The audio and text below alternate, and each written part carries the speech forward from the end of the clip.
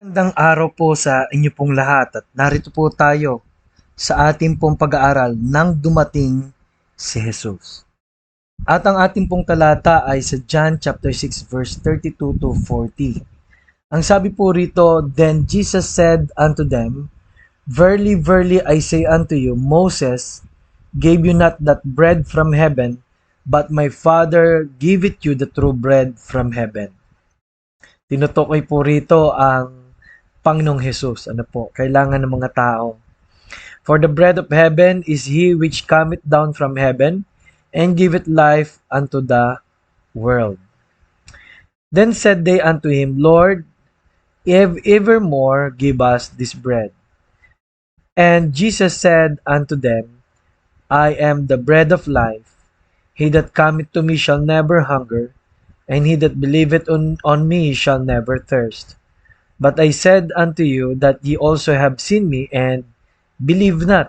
No? Ang linaw po na nandiyan na ang tinapay na kukunin mo ngunit hindi ka naniniwala. Ano po? Verse 37, "All that the Father giveth me shall come to me, and him that cometh to me I will in no wise cast out. For I came down from heaven not to do mine own will, but the will of him that sent me."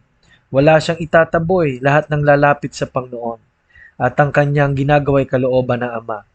"And this is the Father's will which hath sent me, that of all which he hath given me, I should lose nothing, but should raise it up again at the last day." Gusto ng Panginoon lahat ay maligtas at sa balang araw ay makasama niya, no?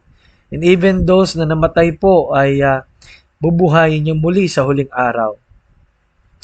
"And this is the will of him that sent me, that everyone which seeth the Son, and believeth on him, may have everlasting life, and I will raise him up at the last day." Ang linaw po, no, ng plano ng Diyos. Ano po? Kaya ho, alam nyo, bago pa ang pasimula sa Genesis 3:15, ay gusto ng Diyos na ipahayag ang kanyang pag-ibig sa John 3:16. At ang purpose po ng lahat, mula po sa Old Testament to New Testament, ay para ipakilala na ang Diyos ay hindi nagtatangi. Number 2, ang Diyos po ay kayang gawa ng paraan ang kasalanan ng tao na mapapahamak tayo pero meron na nagtubo sa atin. At pangatlo, bukod sa bunga ng pag-ibig, ito po ay bunga ng kanyang biyaya. No? Kaya number 1, ang mga verse po nito ay nagsasabing ang Diyos ay nagtatransform. Ano po? Hindi lang po mula doon sa kagustuhan nating magbago, mga resolution, personal po yun no, yung transform na yung reform na tinatawag, no. So, to transform, not to reform. Ang dalawang word po na yun, yung reform, ay ginagamit po ng mga tao ngayon na gusto nilang magbago.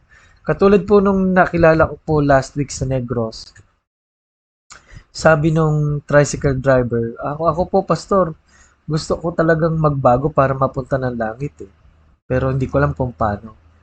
Napakaganda po nung tanong at sabi ko sa bigyan mo ko ng number mo, tatawagan kita. Ngayon, nandun po yung gugustuhan nating ma-reform, pero ang ginawa ng Diyos ay hindi lang reform, kundi transform. Binigyan niya tayo ng espiritu niya para tayo ay magkaroon ng panibagong ugali, panibagong pagkatao. 2 Corinthians 5:17 at ganoon din po sa Ephesians 1:13. Ano po? Alam niyo po, lahat na ng tao ngayon gusto talagang may mabago sa kanilang buhay. Pero ang linaw po, no? God has life. God has the power. And God can even bring death into His subjection. Ano? Kaya niya pong bumuhay no? Para sa kaluwalhatian o sa pangwalang hanggan. Kaya ang Diyos ay Diyos ng transformation. Number 2, to replace.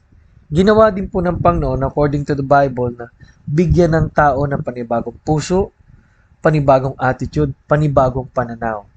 Bukod po sa sinabi ng Bible, ang pananaw mo dapat ay kay tagapagmana na ng Diyos kay Kristo. John 1:12, ang isang tao po ay binigyan ng Diyos pag sumampalataya sa Kanya ng salita ng Diyos na magpapabago ng maraming pananaw at kung saan sa pananaw na to tayo ay magiging malaya. Galatians chapter 5 verse 1. Ano po? To replace. Hindi lang po ginusto ng Diyos na to repair, no? Ang tao po, ang gusto natin ay i-repair yung ating sarili mula sa bad things, ano po, at bad condition. Pero ang Diyos is to replace us a new heart, a new attitude, and a new purpose. Ngayon po, sa pangatlo, to save us, okay, from wrongdoing to wrong being. Ayaw lang ng Diyos ng wrongdoing ang papalitan sa atin, pati wrong being. Ano, tandaan niyo po ng John 1:12 nagsasabing, John 1:12, tayo'y anak ng Diyos sa sumampalataya. Pero ang linaw din po na kung hindi ka pa sumampalataya ay hindi ka sa Diyos. Ano po, kaya by birth we are sinners, we are influenced by Satan, we are on the bad side of creation, no, the fallen nature of man. Pero salamat po na sabi po sa Ephesians 2:3, no, tayo nga ay anak sa pagkagalit, tayo nga ay anak na ng Diyos.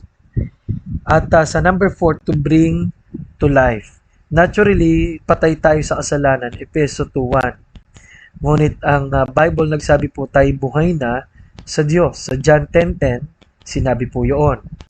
Tayo po ay na-overcome na ang kamatayan, no? Bagamat hindi yung sa physical po, spiritual death. Kasi po ang ating pong kamatayan ay tumatakbo sa ating dugo, ngunit ang spiritual na buhay ay sa dugo na natigi sa krus ng Kalbaryo. To do the will of the Father, ang sabi ng Panginoon, ako'y naparito upang gawin ang kaligtasan ng mga tao. The will of the Father is to save us. And the will of the Father is to transform us. The will of the Father is to give us not only abundant life, but to give us life, but the abundance of life. To give us eternal life. And to give us what we should have as a child of God hanggang sa dumating po ang Panginoon. So, napakaganda po, no? Yan po ang kalooban ng Diyos para sa atin. Kaya ang tanong po, natagpuan ka na ba ng Panginoon? No? Dumating na ang Panginoon sa iyong buhay. Kung dumating na po, magpasalamat po tayo sa Kanya.